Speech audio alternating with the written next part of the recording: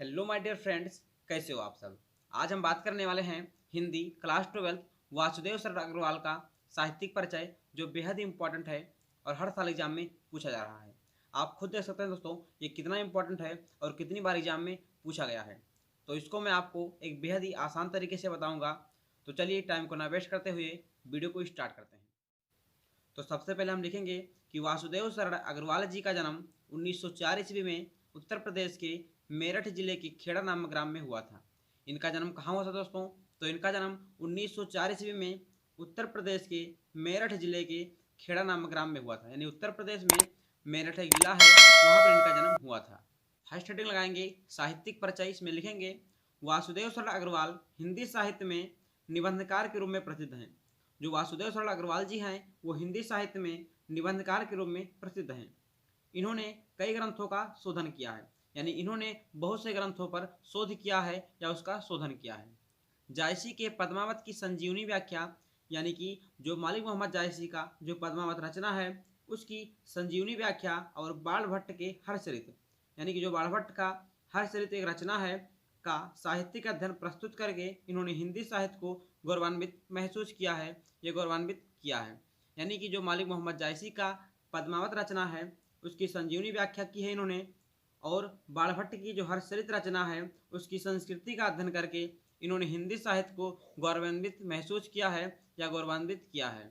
उसके बाद आगे लिखेंगे अग्रवाल जी के राष्ट्रीय संग्रहालय के अध्यक्ष भी रहे हैं। यानी जो वासुदेव शरण अग्रवाल जी हैं वो दिल्ली के राष्ट्रीय संग्रहालय के अध्यक्ष भी रहे हैं। इन्होंने काशी हिंदू विश्वविद्यालय से स्नातक करने के बाद एमए पीएचडी की उपाधि प्राप्त की है। इन्होंने स्नातक की परीक्षा कहाँ से उत्तीर्ण की है? तो इन्होंने स्नातक की परीक्षा काशी हिंदू विश्वविद्यालय से उत्तीर्ण की है और उसके बाद एमए पीएचडी की उपाधि प्राप्त की है एवं डीएलएड की उपाधि लखनऊ विश्वविद्यालय से इन्होंने की है। और इन्होंने जो डीएलएड की उपाधि कहाँ से प्राप्त की है? तो इन्होंने डीएलएड की उपाधि लखनऊ विश्वविद्यालय से प्राप्त की है। तो इतना आपको दोस्तों साहित्यिक परिचय में लिख देना है। उसके बाद अगला हेडिंग लगाएंगे कृतियाँ, यानी कि इनके निबंध संग्रह और संपादन में कौन कौन सी कृतियाँ हैं। तो फर्स्ट हेडिंग लगाएंगे निबंध संग्रह। निबंध संग्रह में इनकी कुछ रचनाएं हैं। पृथ्वीपुत्र, कल्पलता, भारत की एकता, यानी पृथ्वीपुत्र, कल्पलता, भारत की एकता इनके क्या है? इनके निबंध संग्रह है। अगला हेडिंग लगाएंगे संपादन। इसमें लिखेंगे जायसी कृत पद्मावत की संजीवनी व्याख्या, यानी कि जो मलिक मोहम्मद जायसी ने जो रचना करी है पद्मावत उसकी संजीवनी व्याख्या इन्होंने किया है। और बाणभट्ट का जो हर्षचरित रचना है उस पर इन्होंने सांस्कृतिक अध्ययन किया है, यानी उसका सांस्कृतिक अध्ययन किया है। तो इतना आपको दोस्तों कृतियों में लिख देना है। आपसे एक रिक्वेस्ट है दोस्तों कि अगर आपने अभी तक हमारे चैनल को सब्सक्राइब नहीं किया है तो प्लीज़ आप हमारे चैनल को सब्सक्राइब कर लीजिए। उसके बाद हेडिंग लगाएंगे भाषा शैली, यानी इनकी भाषा शैली किस प्रकार की थी। तो इनकी भाषा शुद्ध एवं परिष्कृत खड़ी बोली है। इनकी भाषा कैसी है दोस्तों? तो इनकी भाषा शुद्ध एवं परिष्कृत क्या है? खड़ी बोली है। इन्होंने अपनी भाषा में अनेक प्रकार के देशज शब्दों का प्रयोग किया है। तो इनकी भाषा शुद्ध एवं खड़ी बोली है और इसके साथ साथ इन्होंने अपनी भाषा में अनेक प्रकार के देशज शब्दों का प्रयोग किया है। और अगर आपने इससे पहले के मोस्ट इंपॉर्टेंट साहित्यिक परिचय का वीडियो नहीं देखा है तो आपको वीडियो के डिस्क्रिप्शन में उसका लिंक मिल जाएगा, आप उसे देख सकते हैं।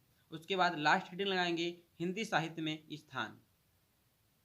इसमें लिखेंगे अग्रवाल जी हिंदी साहित्य में निबंधकार के रूप में प्रसिद्ध हैं, यानी अग्रवाल जी हिंदी साहित्य में निबंधकार के रूप में प्रसिद्ध हैं। पुरातत्व एवं अनुसंधान में इनका एक श्रेष्ठ स्थान है। अपनी विवेचना पद्धति के कारण वह सदैव स्मरणीय रहेंगे, यानी अपनी विवेचना पद्धति के कारण वह हमेशा क्या यादगार बने रहेंगे। या हम इसमें कह सकते हैं कि अपनी विवेचना विचारशीलता के पद्धति के कारण वह सदैव स्मरणीय रहेंगे। इनकी मृत्यु 1967 ईस्वी में हो गई थी। इनकी मृत्यु कब हुई दोस्तों? तो इनकी मृत्यु 1967 ईस्वी में हो गई। इनका जन्म कब हुआ था? तो इनका जन्म 1904 ईस्वी में हुआ था। तो मैं आशा करता हूं दोस्तों कि आपको अच्छे से समझ में आ गया होगा। तो आज का वीडियो समाप्त होता है। अगर आपने अभी तक हमारे चैनल को सब्सक्राइब नहीं किया है तो प्लीज़ आप हमारे चैनल को सब्सक्राइब कर लीजिए। आपको इस चैनल पर इसी प्रकार के मोस्ट इंपॉर्टेंट क्वेश्चन के वीडियो अगले वीडियो में। जय हिंद, वंदे मातरम।